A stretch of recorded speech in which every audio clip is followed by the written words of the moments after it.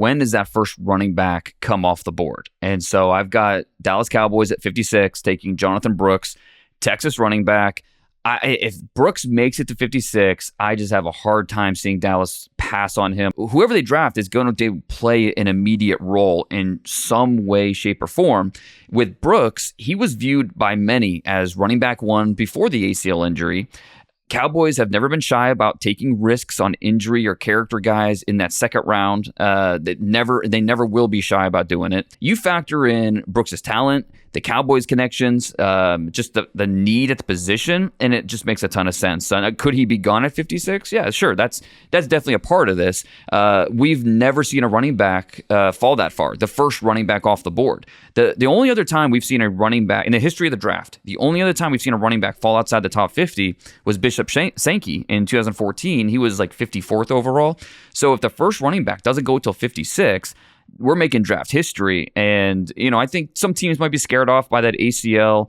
But, Todd Gurley was coming off an ACL, almost the same exact timeline, and he went top 10. So I think there's a realistic chance Brooks, Cowboys, 56, it makes a lot of sense. Dane gave you the best fantasy advice without even knowing he was giving you the best fantasy advice there, which is just, hey, who's the running back you want? Whoever the Cowboys draft. I think that if Jonathon Brooks ends up with the Cowboys, I think he will actually go over a lot of these other players, like some of these receivers, like the A.D. Mitchells or the Lad McConkeys, depending on where they land, right? Like, I think that Brooks will have that sort of, I think he'll be able to move the needle that way because of some of the talent that you laid out. And again, just the overall opportunity. I think the style fits with what that team needs. And, I don't know if you have a player comparison for him, but I've seen, Aaron Jones, I've seen Jamal Charles. And I mean, that type of guy, Aaron Jones, obviously familiarity with Mike McCarthy too, but just somebody like that to bring some big play juice to this run game, Dane, because like Tony Pollard, you look at his end of season stats, they were fine.